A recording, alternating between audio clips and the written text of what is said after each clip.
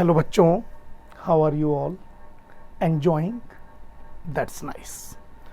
बच्चों, in previous video we were discussing about the force. We were simply discussing what we mean by the term force. After that we have discussed about the types of force, and we have discussed about contact forces and field forces. ठीक है? You can observe my first video for that purpose. ठीक है? That then you can understand it very easily. Today again we are going to discuss something about force. ठीक? When we talk about the types of the force, then what of the criteria is that whether it is a contact force or it is a field force. There is another criteria which is called a strong force or weak force.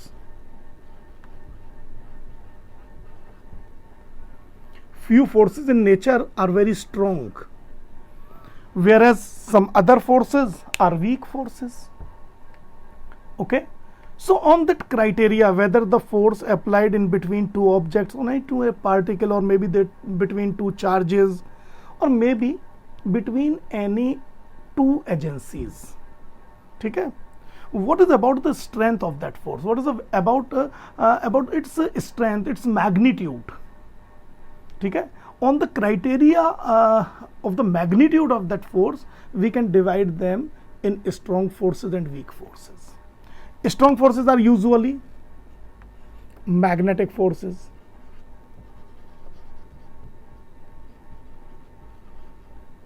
Second, you can say electric forces.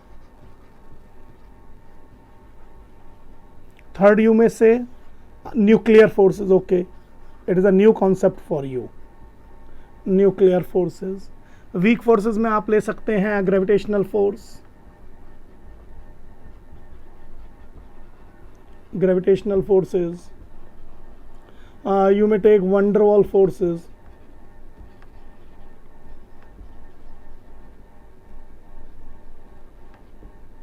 ठीक, इनमें से इसे आप जानते हैं, इससे जानते हैं, इसे भी जानते हैं, बाकी दो को भी नहीं जानते. मेरा यहाँ टारगेट भी नहीं है कि मैं आपको इसको बहुत डिटेल में समझाऊं, लेकिन थोड़ा सा समझते हैं. Magnetic forces are actually the forces between two magnet. Correct? When two magnets basically comes close to each other. I'm not saying directly in contact with each other. When they come close to each other, they exert forces on each other. ठीक है? If suppose you are bringing two magnets near to each other, and the like poles are towards each other, then they will start to repel each other. And if unlike forces are there nearby, then there will be an attraction. Okay? When two magnets either repel or attract each other, then the force between them is called magnetic force. By nature, it is a strong force. Not the strongest one, but it is a strong force. If we talk about electric force, it is actually the force between two charge. ठीक है? When two charge bodies apply or exert force on each other, then such type of forces are called electric forces. Usually electric forces are approximately 100 times stronger than magnetic forces. Correct? And when we talk about the nuclear forces, आप ऐसे समझ लीजिए nuclear forces के बारे में तो कि अगर मैं 9th लेवल पे समझाऊंगा आपको न्यूक्लियर फोर्स, तो बस ऐसे समझ लें n की जगह u आ जाएगा, u की जगह n चला जाएगा. ठीक है? कुछ ऐसी स्थिति बन जाएगी. And instead of nuclear force, it will become unclear force. Scenario ऐसा ही है. फिलहाल ये समझ लें छोटे समय में कि जब दो पार्टिकल बहुत ही नजदीक होते हैं एक दूसरे के, बहुत ज्यादा पास, ऑफ द ऑर्डर ऑफ 1 फेम्टोमीटर. 1 फेम्टोमीटर, और यू में से इट इज 1 फर्मी. गूगल पे ट्राई कीजिएगा फर्मी. कौन थे ये फर्मी? ये साइंटिस्ट थे, लेकिन यहां मैं कैपिटल एफ नहीं लिखूंगा, because I am not talking about that person, I am talking about the unit. Fermi is a unit of length. इसको आप ऐसे भी कह सकते हैं femtometre, sometime it is called femtometre, and it is represented by Fm, and it is actually 1 Fermi is equal to 10 raised to the power -15 metre. -15 metre समझ रहे हो ना, जैसे आप नैनोमीटर बोलते हैं, नैनो टेक्नोलॉजी, बहुत छोटा नैनो, ये 1 नैनोमीटर का भी लगभग 10 लाखवां हिस्सा है, 1 millionth part of a nanometre. तो जब इतने पास आ जाते हैं पार्टिकल, तब वो जो फोर्स लगाते हैं एक दूसरे पर, वो न्यूक्लियर फोर्सेस हैं। ठीक, इनके बारे में अभी कुछ बहुत ज़्यादा क्लियर नहीं है कि whether they follow inverse square law of not, whether they are central forces और not. In general they do not follow inverse square rule, moreover they are not central forces. हाँ, ये एक doubt हो सकता है, sir central forces होता क्या है, इनवर्स स्क्वायर लॉ क्या होता है? गूगल भी तो है, कुछ जाके मालूम करिए, जब नहीं समझ में आए तो पूछिए। ठीक, चलिए फिलहाल आगे बढ़ते हैं। तो जब ऑब्जेक्ट इतने नजदीक आ जाते हैं, तब जो उनमें फोर्स लगता है, ये बाय नेचर अट्रैक्टिव ही होता है, रिपल्सिव नहीं देखा गया अभी तक। ठीक, तब न्यूक्लियर फोर्सेस जनरेट होते हैं, इससे भी कम डिस्टेंस पर। ठीक, अब ये फोर्सेस कहां एप्लीकेबल हैं, प्रैक्टिकली ये कहां एप्लीकेबल हैं, इतनी पास कौन से ऑब्जेक्ट होते हैं? जब आप थोड़ा सा आगे पढ़ेंगे और आपके केमिस्ट्री वाले टीचर आपको एक चैप्टर पढ़ाएंगे एटम्स एंड मॉलिक्यूल्स, उसके बाद में आएगा स्ट्रक्चर ऑफ एटम। केमिस्ट्री में स्ट्रक्चर ऑफ एटम में आप पढ़ेंगे कि जो एटम होता है, जो इटसेल्फ बहुत छोटा होता है, उसके भी और अंदर स्ट्रक्चर्स होते हैं, जिनमें एक होता है न्यूक्लियस। उस न्यूक्लियस के अंदर भी कुछ पार्टिकल्स रहते हैं जिनको न्यूक्लियॉन्स बोलते हैं। मेजर 3 हैं उसमें, प्रोटॉन जो पॉजिटिवली चार्ज होता है, न्यूट्रॉन जो न्यूट्रल होता है, और इलेक्ट्रॉन जो नेगेटिवली चार्ज होता है। ठीक है, जो इलेक्ट्रॉन होता है वो न्यूक्लियस के अंदर नहीं होता, न्यूक्लियस में केवल प्रोटॉन और न्यूट्रॉन ही होते हैं, इलेक्ट्रॉन्स के चारों रिवॉल्व करता है। ये एक एटम का स्ट्रक्चर है। ठीक, डिफरेंट साइंटिस्ट ने अलग अलग स्ट्रक्चर दिए हैं, आपके लिए अभी यही है। ठीक, तो वहां जो न्यूक्लियस के अंदर प्रोटॉन्स हैं, दोनों पॉजिटिव हैं, प्रोटॉन प्रोटॉन भरे हुए हैं एक छोटे से स्ट्रक्चर में, जिसे न्यूक्लियस बोल रहे हैं। हालांकि न्यूक्लियस ऐसा नहीं होता, अदर से कोई बॉक्स जैसा स्ट्रक्चर होता है, बस जहां पर भी वो प्रोटॉन और न्यूट्रॉन कलेक्ट हो गए, उस पूरे स्ट्रक्चर को हमने न्यूक्लियस नाम दे दिया। अब यहाँ एक क्वेश्चन अराइज होता है कि प्रोटॉन और proton both are positively charged, they must repel each other. भाई उन्हें तो रिपेल करना चाहिए था ना, और चार्ज है तो उनके बीच में लगने वाला फोर्स इलेक्ट्रिक फोर्स है, जो बेहद स्ट्रांग होता है, बेहद स्ट्रांग। कितना स्ट्रांग? अगर मान लीजिए क्वेश्चन आए तो कितना स्ट्रांग होता है, ऐसे कैसे आइडिया लगाएं हम? तो मैं आपको एक सिंपल सा एग्जांपल देता हूं जो आपने 8th में समझा होगा। मैंने कॉम्ब लिया, अपने बालों से रब किया, नीचे एक कागज का टुकड़ा डाल दिया और उसको टुकड़े को मैंने अट्रैक्ट कर लिया। किया है आपने सबने एक्टिविटी, सबने की होगी। ठीक है, ये हो सकता है कॉम्ब ना हो, स्केल हो, पेन हो, बस इंसुलेटर होना चाहिए, मेटेलिक नहीं होना चाहिए। ठीक है, तो जब आप रब करके कागज के टुकड़े को उठाते हैं, देखा जाए एक बहुत छोटा सा फिनोमिना है ना, छोटा सा ही तो फिनोमिना है, ऐसे करते हैं कागज का टुकड़ा से चिपक जाता है। लेकिन अगर आप इसको दूसरे व्यू से देखें, अगर मैं ये कहूँ बताइए कागज का टुकड़ा पहले जमीन पे क्यों गिरा हुआ था, तो आप कहेंगे सर इसलिए गिरा हुआ था क्योंकि अर्थ ने उसके ऊपर ग्रेविटेशनल फोर्स, अट्रैक्टिव फोर्स लगा रखा था, अर्थ उसको अपनी ओर अट्रैक्ट कर रही थी।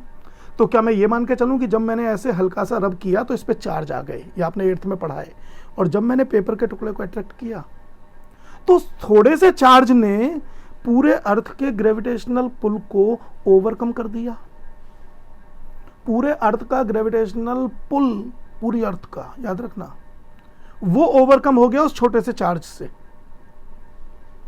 तो इसका मतलब इलेक्ट्रिक फोर्स कितने पावरफुल होते होंगे। एक एग्जाम्पल देता हूं। एक बड़े फेमस ऑथर हैं, फिजिक्स के ऑथर हैं, IIT कानपुर में वो प्रोफेसर थे पहले, अब मुझे पता नहीं अभी भी हैं या नहीं हैं।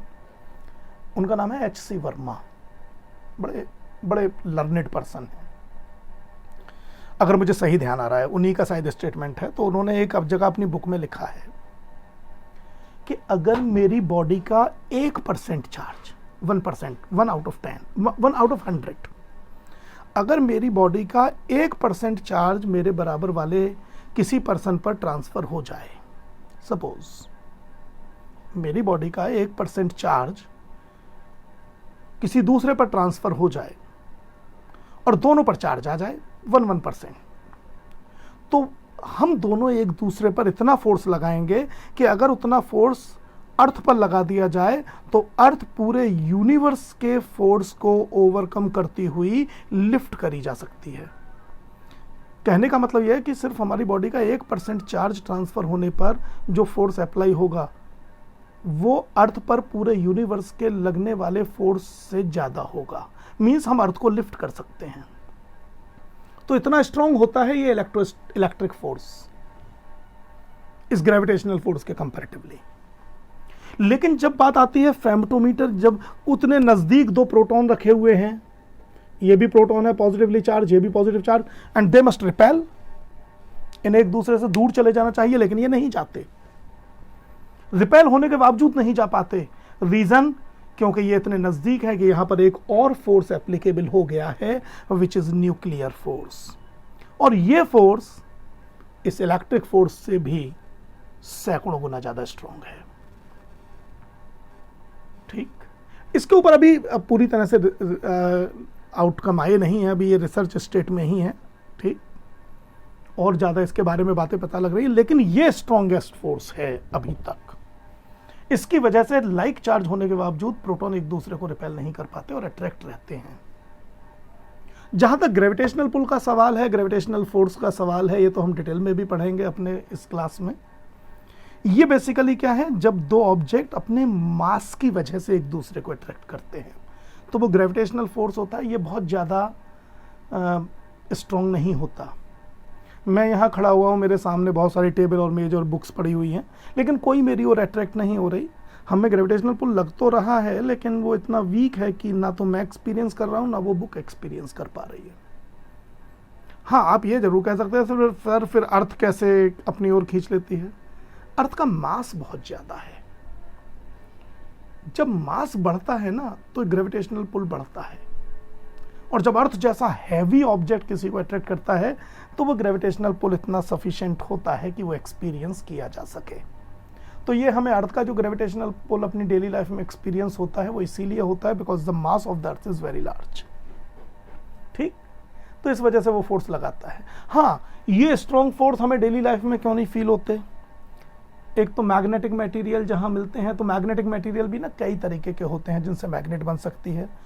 तो इनमें जो फेरोमैग्नेटिक एक कैटेगरी होती है, तो जो फेरोमैग्नेटिक मटेरियल से जो मैग्नेट बनते हैं वो तो अपना इन्फ्लुएंस शो कर पाते हैं।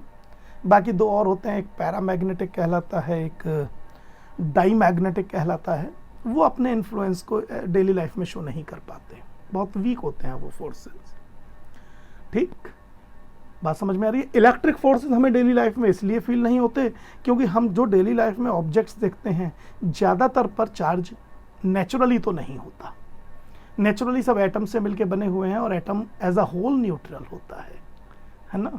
तो इसलिए डेली लाइफ में हम इलेक्ट्रिक फोर्सेस को भी ज़्यादा एक्सपीरियंस नहीं करते, मैग्नेटिक फोर्सेस को भी नहीं करते, और न्यूक्लियर को तो करने का मतलब ही नहीं है, इतने नज़दीक तो पहुँच ही नहीं सकते।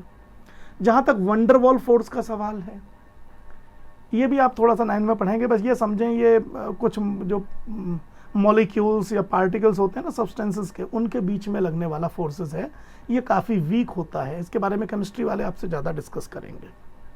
ठीक, तो ये हमारी एक कैटेगरी हो गई स्ट्रॉन्ग फोर्स और वीक फोर्सेस की। तीसरी एक और कैटेगरी है जो अक्सर एग्जाम में भी पूछी जाती है। इसको देखते हैं, ये क्या है। ये कैटेगरी कहलाती है बैलेंस्ड एंड अनबैलेंस्ड फोर्सेस। इसको जरा ध्यान से समझ लीजिएगा। Balanced and unbalanced forces.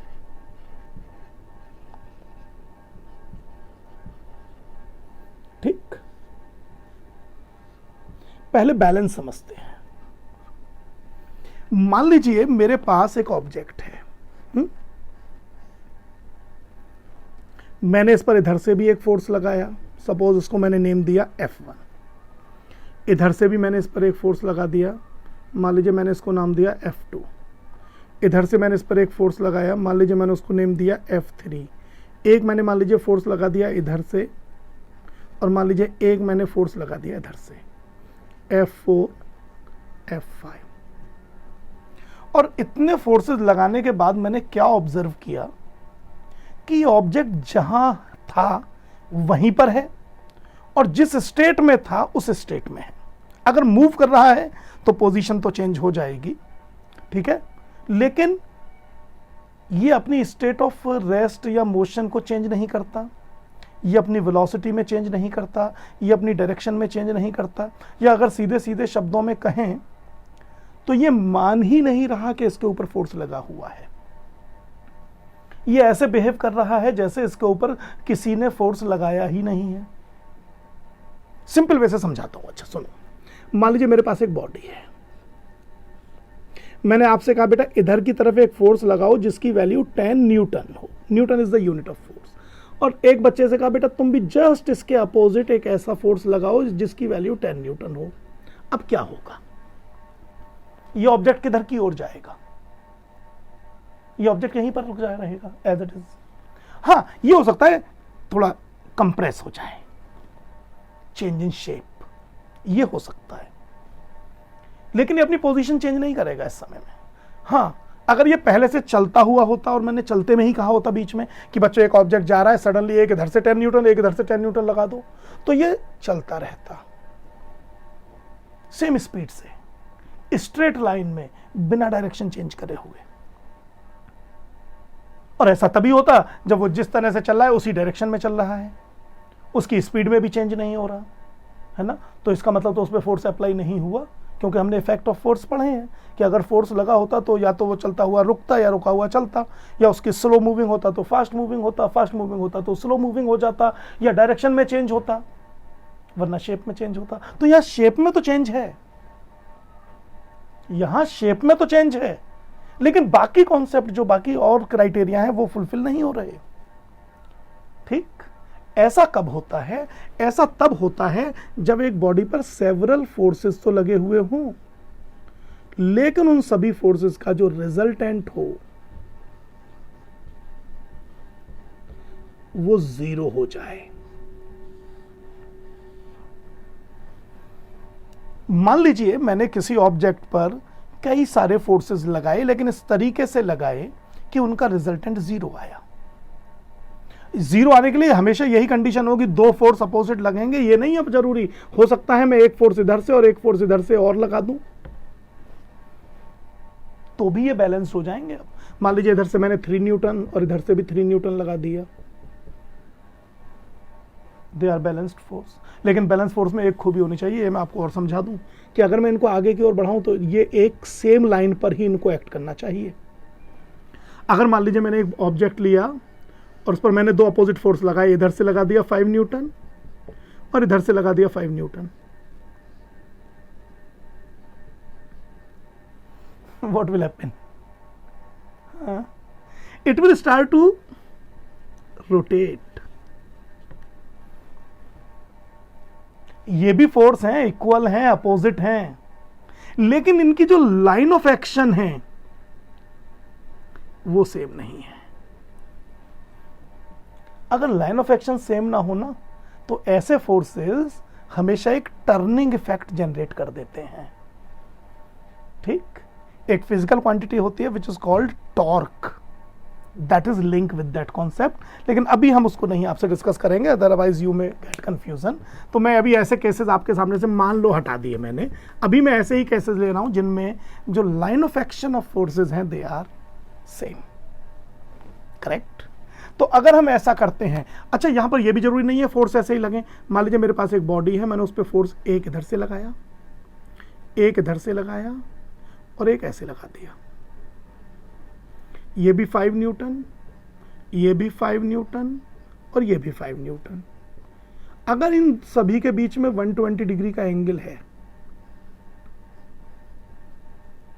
Believe me ये ऑब्जेक्ट कहीं नहीं जाएगा, ये यहीं रहेगा।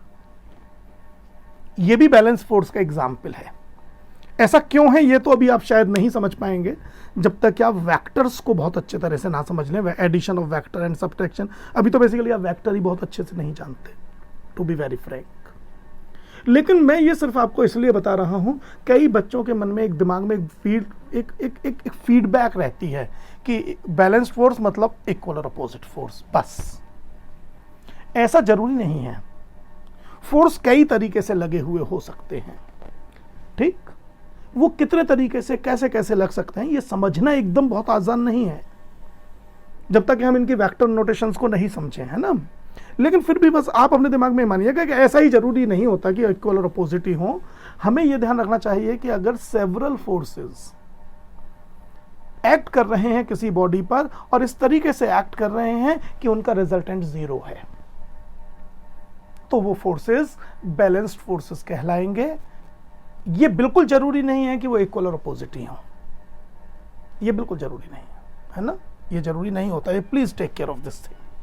तो इन्हें बैलेंस फोर्सेस हम बोलते हैं, करेक्ट।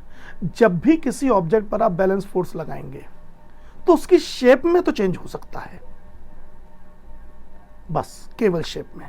अदरवाइज अगर वो रुका हुआ है तो रुका रहेगा, लेकिन अगर वो चल रहा है तो ये ना मान के चलें कि अगर किसी ऑब्जेक्ट पर बैलेंस फोर्स रखता है तो वो रुका हुआ होता है। रुका हुआ वो तब होता है जब बैलेंस फोर्स अप्लाई करते समय भी वो रुका हुआ था। लेकिन अगर एक ऑब्जेक्ट मूव कर रहा है और तब आप उस पर बैलेंस फोर्स अप्लाई कर दें तो वो मूव करता रहेगा, मतलब वो जिस स्टेट में था वो उसी स्टेट में रहेगा। समझ रहे हैं मेरी ये बात। अगर वो रुका हुआ है तो रुका रहेगा, अगर वो चल रहा है तो सेम डायरेक्शन में सेम वेलोसिटी से चलेगा, ठीक है। ना अपनी वेलोसिटी को बढ़ाएगा ना घटाएगा, इवन ना डायरेक्शन चेंज करेगा, करेक्ट। तो ये बैलेंस फोर्स की पहचान है। ये बिल्कुल जरूरी नहीं है कि अगर किसी ऑब्जेक्ट पर बैलेंस फोर्स लगाए तो वो रुका हुआ होगा ऑब्जेक्ट, नहीं। वो जिस स्टेट में होगा, तो कब, जब उस पर बैलेंस फोर्स अप्लाई किया गया, वो उसी स्टेट को कंटिन्यू करेगा, ठीक। बस समझ, क्योंकि वो ये शो ही नहीं करेगा कि उसके ऊपर फोर्स लगा भी है। केवल इसका एक ही इंपैक्ट सामने आता है, वो है चेंज इन शेप, बस। अब आप समझ गए होंगे जब आप दीवार पर फोर्स लगाते हैं तो हाँ क्या इंपैक्ट नजर आता है। टग ऑफ वॉर मानिए, एक गेम होता है टग ऑफ वॉर। इमेजिन करिए कि ये एक रोप है, हाँ, यहाँ पे आपने वो फीता सा बांध देते हैं ना, वो लगा रखा है। और मान लीजिए ये चलिए बहुत सारे लोग इसमें लगे हुए हैं टग ऑफ वॉर में, और मान लीजिए दोनों टीम इक्वल एक सी है ना, दोनों टीम एक सी हैं। ये ना तो इधर मूव हो रहा है इस मार्क से, ना इधर मूव हो रहा है, ये यहीं पर रुका हुआ है। ये टीम इधर की तरफ फोर्स लगा रही है, ये टीम इधर की तरफ फोर्स लगा रही है। अगर ये मार्क जरा भी इधर उधर नहीं जा रहा है तो इसका सिंपल सा मतलब ये है कि ये बैलेंस्ड फोर्स अप्लाई हो रहे हैं, ठीक। बात समझ में आ गई। दो इक्वल और अपोजिट फोर्स लगे हुए हैं यहां पर, और अगर ऐसा है तो फोर्सेस आर बैलेंस्ड। अब और आगे देखिए, अगर ऐसा नहीं हो, मान लीजिए अगर रिजल्टेंट 0 के इक्वल ना हो तो अंडरस्टूड सी बात है, वो अनबैलेंस्ड फोर्स होंगे। तो हम कैसे डिफाइन करें बैलेंस्ड और अनबैलेंस्ड फोर्स को? हम कहेंगे if several forces are applied on a body and their resultant is 0, then that collection of forces is called balanced force, ठीक है। Resultant is actually balanced force when it is 0. And if several forces are acting on a body and their resultant is not 0, then these forces are said to be unbalanced forces. Unbalanced forces जो होते हैं ये state को change कर सकते हैं, state of rest से state of motion पे ला सकते हैं, स्टेट ऑफ मोशन से स्टेट ऑफ रेस्ट में ला सकते हैं। They can increase the velocity, they can decrease the velocity, they can change the direction of the body, but usually they do not change the shape of the body. ये ज़्यादातर cases में body की shape change नहीं करते, खासतौर से जब हम बॉडी को एक पार्टिकल मान करके चलें तो, ठीक। बहुत पहले किसी बच्चे ने मुझसे पूछा था कि सर ये पॉइंट ऑब्जेक्ट का मतलब क्या होता है? देखो, जब हम पॉइंट ऑब्जेक्ट की बात करते हैं तो पॉइंट तो वैसे ही होता है कोई भी ऐसा स्ट्रक्चर जिसकी लेंथ, ब्रेथ और हाइट तीनों 0 हो।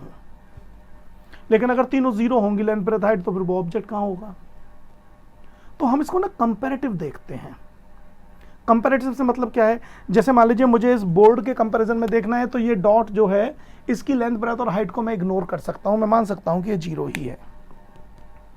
मान लीजिए मुझे यहां से दिल्ली जाना है, तो even size of the car can be ignored in comparison to the length of the path, है कि नहीं?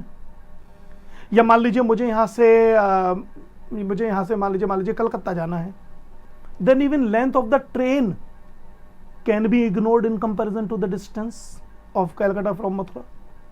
तो इवन अगर मैं यहां से पूरे कलकत्ता तक के पाथ को शो कर रहा हूं, then the size of the train can be taken as the point size.